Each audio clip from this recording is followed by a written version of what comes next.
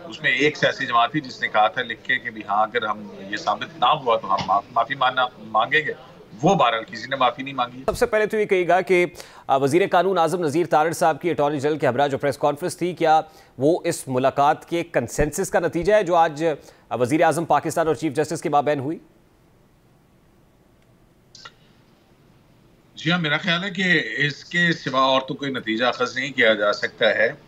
ये सिर्फ दो बड़ों की मुलाकात की कंसेंसस ही नहीं है, उसके पीछे एक एक्सरसाइज है पूरी। अगर आप देखें कि सुप्रीम कोर्ट ऑफ पाकिस्तान में जो चीफ जस्टिस पाकिस्तान है वो पहले उन्होंने इस्लामाबाद हाई कोर्ट के चीफ जस्टिस से मुलाकात की, फिर उसके बाद जो है वो अटॉर्नी जनरल से भी मुलाकात हुई, और फिर उसके बाद अपने ब्रदर जजेस जो है फुल कोर्ट उसका एक तवील इजलास हुआ, और फिर उसके बाद आज की मुलाकात जो है वो तय पाई। और जो वजीर कानून ने बताया है बिल्कुल यही भी पॉइंट है जो हम देखते हैं माजी के अंदर भी कि इसका तरीक़ाकार ये इल्ज़ामात हैं, और इन इल्ज़ामात को तहकीक जो है वो लाजिम है पहले। अब वो तहकीक का फोरम कौन सा हो इसके ऊपर देखना था, और इस पर भी आपने देखना है कि आईनी कानूनी तौर पर क्या पॉसिबिलिटीज़ हैं। तो वो एक फेडरल गवर्नमेंट का इख्तियार है और कि वो इस किस्म का इंक्वायरी कमीशन बना सकती है। तो अब फेडरल गवर्नमेंट जो है उसने अपना फैसला किया है कि वो एक कमीशन बनाएगी। तो अब देखते हैं कि वफाकी काबीना इस हवाले से क्या फैसला करती है। प्राइम मिनिस्टर ने एक असूली तौर के ऊपर तो फैसला किया है लेकिन फेडरल गवर्नमेंट जो है उसके लिए ज़रूरी है ऐसे फैसले के लिए कि वफाकी काबीना का इजलास हो। और वफाकी काबीना के अंदर आपको पता है कि मुख्तलिफ इत्तेहादी जमातों के जो है वो अरकान हैं, तो उस पर काबीना क्या फैसला करती है, उसके टर्म्स ऑफ रेफरेंसेस जो हैं वो क्या होंगे। गो के उसके बारे में वजीर कानून ने कुछ अंदिया तो दिया है कि इस खत के मामले के साथ साथ माजी के मामला भी शायद उसके अंदर शामिल नहीं तो सिद्दीकी साहब, ये समझा जाए कि बॉल अब अदालती कोर्ट से निकल के हुकूमती कोर्ट में आ गई है, और अगर ऐसा है तो फिर जो फुल कोर्ट इजलास गुज़श्ता रोज़ भी हुआ, फिर ये बताया गया कि इसके बाद आज भी वो कंटिन्यू करेगा और फिर होगा और जजेस मौजूद होंगे, तो फिर उसका क्या बना? जी, आज भी इजलास हुआ है, और अब से कुछ देर पहले जो है वो फुल कोर्ट का इजलास उस प्राइम मिनिस्टर और चीफ जस्टिस ऑफ पाकिस्तान की मुलाकात के बाद जो है वो फिर उसके बाद फुल कोर्ट का मीटिंग हुई है, और अब से कुछ देर पहले तकरीबन 2 घंटे तक उसके बाद फिर जारी रही है। और गालिब इम्कान यही है कि ये कल के मामलात और उसके बाद जो डेवलपमेंट हुई हैं उनको देखा गया होगा, और अब तवक्को की जा रही है कि इस हवाले से जो फुल कोर्ट इजलास के अंदर होने वाले फैसलों के हवाले से जो है एक एलामिया जो है वो तवक्को किया जा रहा है। ये एलामिया तो कल तक भी मुतवक्के था कि सामने आएगा, लेकिन नहीं आया। तो कल की नशिस्त में क्योंकि बहुत सारी र्यूमर्स हैं, बहुत सारी बातें हो रही हैं, गर्मा गर्मी भी हुई इजलास के अंदर, कोई कंसेंसस नहीं था जजेस के माबैन, तो आपके पास क्या खबर है? मेरे पास तो ये खबर है कि बड़े जो है वो उसमें हुई है गुफ्तगू, और उसके बाद जो है वो फुल कोर्ट ने ये इख्तियार दिया अपने पीयर्स को, सीनियर जज साहबान को। और आज की मुलाकात के अंदर आप देखें तो चीफ जस्टिस और सीनियर 3 जज जस्टिस मंसूर अली शाह उस मुलाकात के अंदर मौजूद हैं। उस मुलाकात के अंदर रजिस्ट्रार सुप्रीम कोर्ट भी हैं, तो इसका मतलब है कि उस इजलास के सारे मीटिंग मिनट्स जो हैं वो भी दिए गए हैं, तश्कील दिए गए हैं, वो नोट हुए हैं। तो ऐसी मेरा नहीं ख्याल है कि उनमें कोई इस तरह की खबरों में सदाकत है। लेकिन देखिए ना, वज़ीर आज़म से मुलाकात पहले होती है, फुल कोर्ट इजलास बाद में जारी रहता है। अब तो क्या जो बाकी जजेस हैं उनको एतमाद में लेना ज़रूरी नहीं था पहले कि फिर जाके वज़ीर आज़म से कोई कंसेंसस होता और फिर ये प्रेस कॉन्फ्रेंस होती?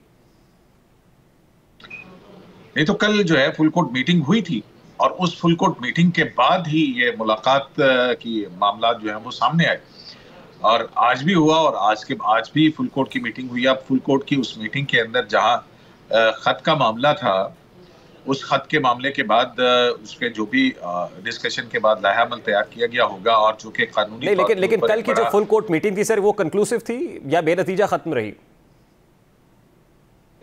देखिए अभी तक हमें नहीं, कल की बड़ी कंक्लूसिव थी, उसी के बाद मुलाकात हुई है। ये उसकी इनकंक्लूसिव नहीं है, क्योंकि जो मेरी सोर्सेज से बात हुई है वो यही था कि जज साहबान ने अपनी अपनी राय दी है उसके ऊपर, और उस राय के बाद जो मुख्तलिफ लीगल ऑप्शंस थे वो ज़ेर गौर आए हैं। और फिर उसके बाद जो है वो ये मुलाकात की खबर आई, और उस मुलाकात के अंदर और फिर आज वो मुलाकात हुई। فل کورٹ کی میٹنگ جب سے قاضی فیض صاحب چیف جسٹس بنے ہیں، ایک تو پہلے دن 18 ستمبر کو ہوئی تھی، اور پھر اس کے بعد فل کورٹ جو ہے وہ پروسیڈنگز ہوئی تھی، پریکٹس اینڈ پروسیجر. پھر اب کیونکہ سپٹمبر، اکتوبر، نومبر، دسمبر، جنوری، فروری، مارچ 6 مہینے ہو چکے ہیں، اس کے بعد فل کورٹ میٹنگ ویسے بھی ڈیو تھی. تو اس فل کورٹ میٹنگ کے اندر جو پچھلے 6 ماہ کی کارکردگی ہے، یا اس حوالے سے جو پینڈنسی اور دیگر جو امور ہیں جو کہ ریکوائرمنٹ ہے فل کورٹ کی، ہو سکتا ہے کہ آج کی جو اجلاس ہوا اس کے اندر ان امور کے اوپر بات ہوئی ہو.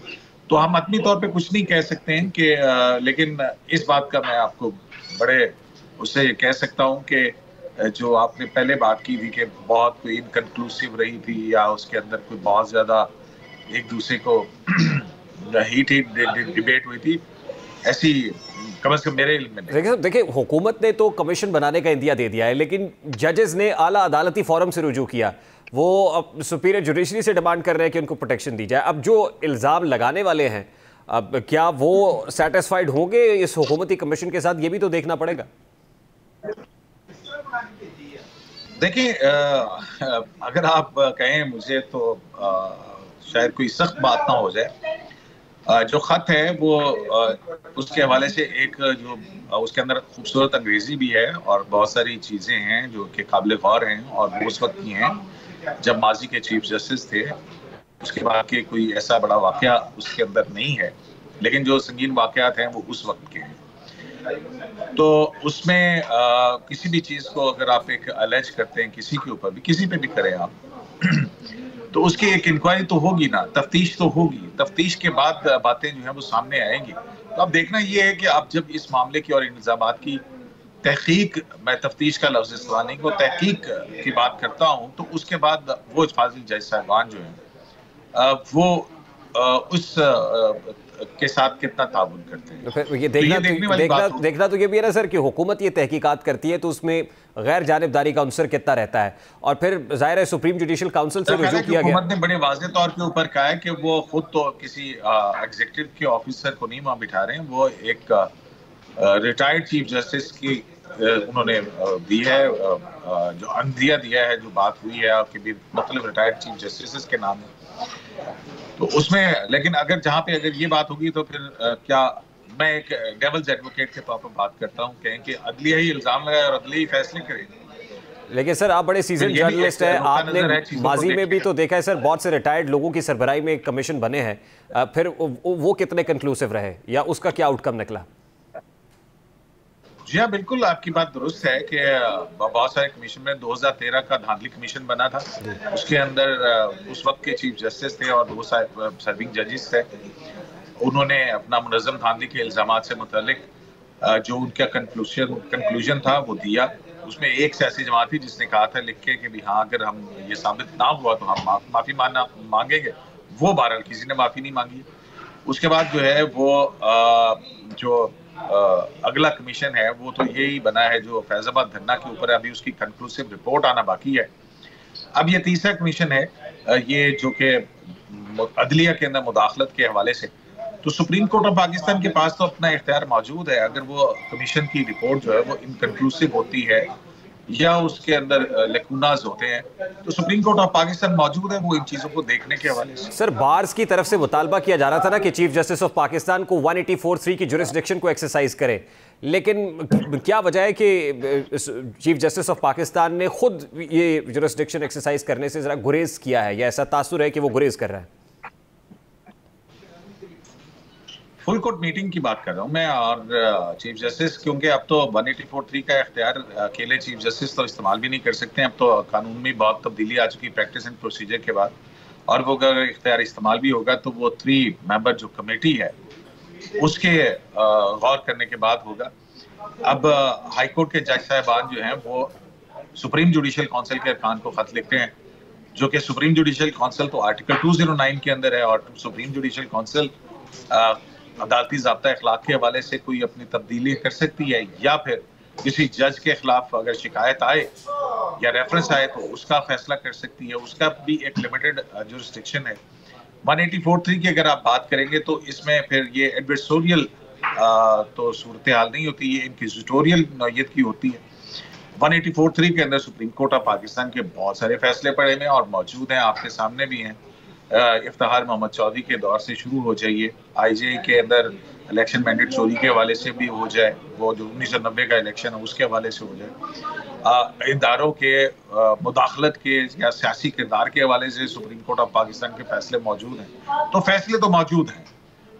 مسئلہ یہ ہے کہ اس کے باوجود ایسا کون سا موڈس آپرنڈائی یا طریقہ کار وضع کیا جائے جس میں آئندہ کے لیے کوئی ایسا طریقہ کار تشکیل دیا جائے جس میں عدلیہ اس حوالے سے تھریٹنڈ فیل نہ کرے کہ اس کے اندر مختلف ادارہ جاتی جو مداخلت ہے وہ ٹھیک sir, lastly and very quickly, justice Shaukat Siddiqui کے الزامات کی تحقیقات اس انداز میں، آئی مین جس پہ الزام تھا، مطلب شوکت صدیقی صاحب کو تقریباً 5 سال 8 مہینے کے بعد یہ تو پتہ چل گیا کہ ان کی ریٹائرمنٹ کے بعد مراعات اور پینشن اور یہ سب جاری رہے گا، لیکن یہ بہت دیر ہو چکی تھی شاید۔ اگر وہاں پر نہیں ہو سکا تو کیا ان 6 ججز کے الزامات کی اس طریقے سے سبسٹینشیل کوئی انویسٹیگیشن ہو سکے گی، آپ سمجھتے ہیں؟ دیکھیے بات سنیے، مسئلہ یہ ہے کہ جو جسٹس شوکت صدیقی کا معاملہ ہے اس کے اندر عدالت نے ایک جوڈیشل ریسٹرینٹ کیا ہے۔ ہم تنقید کرتے ہیں، فرض کریں کہ عدالت سپریم کورٹ آف پاکستان اس میں کسی ایک شخص کو سزا دے دیتی، تو پھر کیا یہ قرینہ انصاف ہوتا یا سپریم کورٹ جو ہے وہ براہ راست کسی کا ٹرائل کر کے کسی کو سزا دے سکتی ہے؟ نہیں دے سکتی ہے۔ ذوالفقار علی بھٹو کا کیس کا ابھی بہت تفصیل سے آپ نے بھی اس کی کارروائی دیکھی ہوگی، میں نے بھی سنی ہوگی، اور تنقید یہی ہے۔ پاناما کیس کا بھی آپ دیکھ لیجئے کہ وہاں پر ٹاپ کورٹ سے سزائیں ہوئی اور پھر ان کو نیچے بھیجایا گیا۔ تو یہ جو ڈیو پروسیس آف لا ہے، کیا یہ صرف میرے اور آپ کے لیے ہے، کسی دوسرے کے لیے نہیں؟ یہ ظاہر ہے سب کا انڈیویجول حق ہے۔ فرض کریں کہ جس ایجنسی یا ادارے کے اوپر الزامات عائد کیے جا رہے ہیں ان کے خلاف کوئی بھی ڈائریکشن، کوئی بھی کنوکشن جو ہے وہ سپریم کورٹ آف پاکستان کی طرف سے دے دی جاتی، تو کیا ان کو ڈیو پروسیس آف لا ملتا؟ تو وہ یہی ساری چیزیں، جیسے عمران خان صاحب ہیں، ان کے مقدمات کے حوالے سے ان کا ڈیو پروسیس آف لا ہے، تحقیق ہو رہی ہے، ماتحت عدلیہ میں فیصلے ہو رہے ہیں، اب اس کے اندر وہ پروسیس مکمل کیا گیا نہیں کیا گیا، اس کے بعد ان کو اپیل کا حق ہے، اپیل کے بعد پھر سپریم کورٹ میں آنے کا حق ہے، اب سپریم کورٹ کے بعد ایک ریویو کا حق ہے۔ So there is a long way to settle things.